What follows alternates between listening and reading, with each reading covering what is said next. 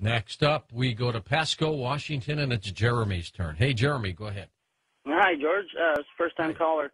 Hey, I was going to ask, he was talking about the side views. You can't see it, but he said that you can see the side wound on the shroud. I was wondering, it says in the scriptures that that water came out of the side wound. That's correct. Does it show any blood or anything else as a stain? The darkest blood stain on the shroud is from the spear or side wound. Now, when they say side, it was actually in the front of his body, not all the way off to the side of his body. What's most interesting, we haven't mentioned earlier, so you've brought up a very good question. Interestingly enough, surrounding the blood stains, just about all of them, but particularly the blood stain from the spear wound, is a serum stain that's only visible with UV fluorescence photography. Wow. And that's true of all the blood stains that have, enough blood there for the serum to have separated.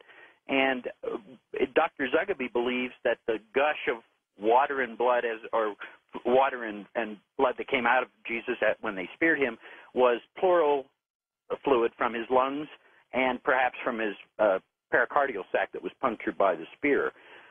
So we do have these serum stains that can only be seen with UV fluorescence photography. I defy some medieval forger to have thought of that in hopes that 700 or 800 years later somebody would find them. That's pretty ludicrous. Exactly right. Hey, I had one more question about the first guy that took the pictures of the shroud, the photographer. Now, why did it turn out to be a negative? When he took the pictures? The shroud is often referred to as maybe the first photograph. Well, it has one particular property very much like a photographic negative, and that is the lights and darks are reversed from what we're used to seeing. We're used to seeing a light highlight and a dark shadow. It's inverse on the shroud. Another thing that a forger would have had to have conceived of 500 years before the invention of photography. It's just not plausible. So what we have on the shroud, because the lights and darks are reversed, when you photograph it and you hold your negative up to a light, suddenly the lights and darks become more natural, the way we're normally used to seeing people, light, highlights, dark shadows. And that's why the image of the shroud as it appears on a photographic negative, the dark background, lighter image of a man, that's the very famous, distinctive, and easily identifiable image of the shroud. So that is one of but sadly, that's about the only property of a photograph the shroud image has. Just about every other property is unlike any photograph I've ever seen, and I've seen quite a few in my 40-year career. Let's grab one more call. Coeur d'Alene, Idaho we go. Conway, it's your turn. You made it in. Yeah, I did.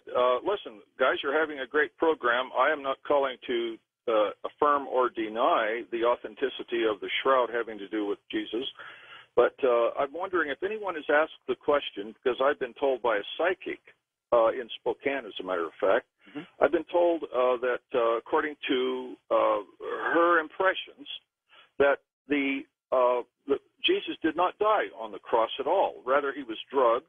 The family was wailing, going through the demonstrations of a aggrieved family.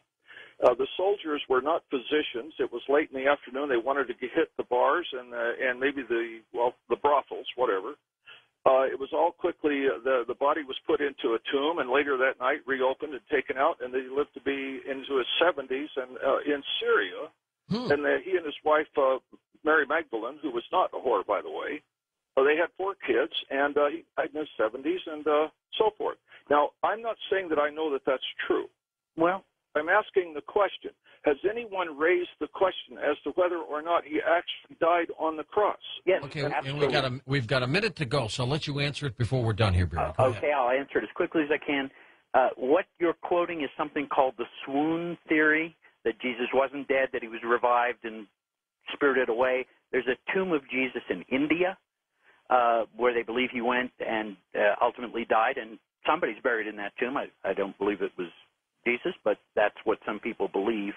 The swoon. So your psychic was really quoting a theory that's been around for a few hundred years, but the evidence on the shroud shows, and this is confirmed by more than one forensic expert, the man is in rigor mortis. only dead people go into rigor mortis. So the man on the shroud is dead.